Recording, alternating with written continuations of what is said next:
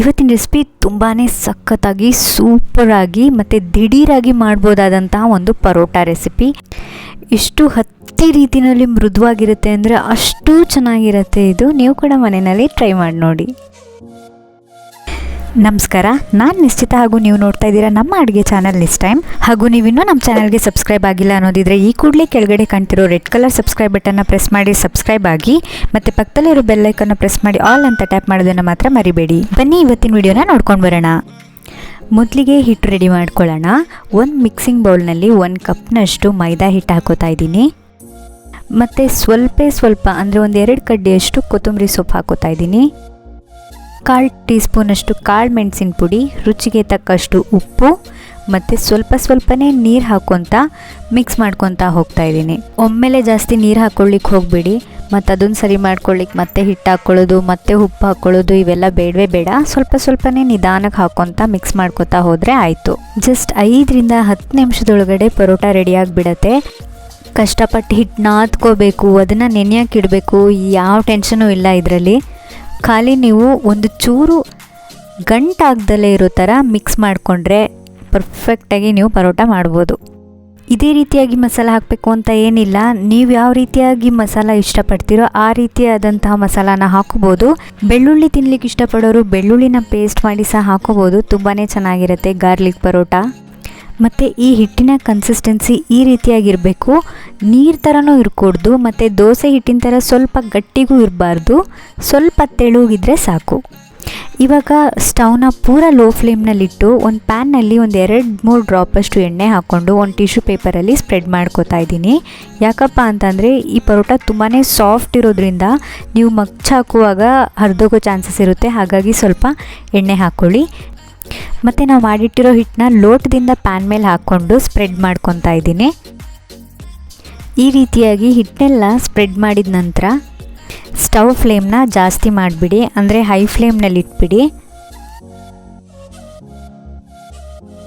ಬೆಳಗ್ಗೆ ತಿಂಡಿಗಾಗಲಿ, ಸಂಜೆ ಸ್ನ್ಯಾಕ್ಸ್ ಥರ ಆಗಲಿ, ಅಥವಾ ರಾತ್ರಿ ಊಟಕ್ಕಾಗಲಿ ನೀವು ಈ ರೀತಿಯಾಗಿ ಪರೋಟಾನ ತುಂಬಾ ಬೇಗ ರೆಡಿ ಮಾಡ್ಕೋಬೋದು. ಇದ್ರ ಜೊತೆ ಕಾಂಬಿನೇಷನ್ ಆಗಿ ಸಿಂಪಲ್ಲಾಗಿ ಒಂದು ಖಾರವಾದಂಥ ಚಟ್ನಿ ಇದ್ದರೂ ಕೂಡ ಸಕ್ಕತ್ತಾಗಿರುತ್ತೆ. ಇವಾಗ ಇದ್ರ ಮೇಲೆ ಸ್ವಲ್ಪ ಆಯಿಲ್ ಬ್ರಷ್ ಮಾಡ್ಕೋತಾ ಇದ್ದೀನಿ. ತುಂಬಾ ಸಾಫ್ಟ್ ಆಗಿರೋದ್ರಿಂದ ಈ ಪರೋಟ ನೀವು ಮಗ್ಚಾಕುವಾಗ ಅರ್ಧೋಗೋ ಚಾನ್ಸಸ್ ಇರುತ್ತೆ. ಹಾಗಾಗಿ ಸ್ವಲ್ಪ ಕೆಳಗಡೆ ತಳ ಬಿಟ್ಕೊಳ್ಳಿ ಅಂತ ಹೇಳಿ ಎಣ್ಣೆ ಹಾಕ್ಕೊಳ್ಳೋದಷ್ಟೇ. ನೀವು ಇದನ್ನು ತಿರುಗಿಸಿ ಹಾಕ್ಕೋಬೇಕಾದ್ರೂ ಕೂಡ ತುಂಬಾ ನಿಧಾನವಾಗಿ ಮಾಡ್ಕೋಬೇಕಾಗುತ್ತೆ. ಕಟ್ಟಾದರೂ ಆಗ್ಬೋದು, ಅಷ್ಟು ಸಾಫ್ಟಾಗಿ ಅಷ್ಟು ಮೆತ್ತಗಿರುತ್ತೆ ಈ ಪರೋಟ. ಮತ್ತು ಸ್ವಲ್ಪ ಮೇಲ್ಗಡೆ ಆಯಿಲ್ ಬ್ರಷ್ ಮಾಡ್ಕೋತಾ ಇದ್ದೀನಿ. 2 ಸೈಡ್ ತಿರುಗಿಸ್ತಾ ನೀಟಾಗಿ ಬೇಯಿಸ್ಕೊಳ್ಳಿ. ಮತ್ತು ನಿಮಗೆ ಮಸಾಲೆ ಎಲ್ಲ ಇಷ್ಟ ಆಗೋದಿಲ್ಲ ಅನ್ನೋದಿದ್ರೆ ನೀವು ಖಾಲಿ ಹಿಟ್ಟು ಮತ್ತು ಉಪ್ಪನ್ನ ಹಾಕ್ಕೊಂಡು ಮಾಡ್ಕೋಬೋದು. ಆ ಟೇಸ್ಟ್ ಕೂಡ ತುಂಬಾ ಚೆನ್ನಾಗಿರುತ್ತೆ. ತುಪ್ಪ ಅಥವಾ ಬೆಣ್ಣೆ ಇಷ್ಟಪಡೋರಿದ್ದರೆ ಬೆಣ್ಣೆ ಹಾಕ್ಕೊಳ್ಳಿ, ತುಂಬ ಚೆನ್ನಾಗಿರುತ್ತೆ. ಇವಾಗ 2 ಬದಿ ನೀಟಾಗಿ ತಿರುಗಿಸ್ತಾ ಬೇಯಿಸ್ಕೊಂಡಿದ್ದೀನಿ. ಪರೋಟ ರೆಡಿಯಾಗಿದೆ, ಸರ್ವ್ ಮಾಡ್ಕೋತಾ ಇದ್ದೀನಿ.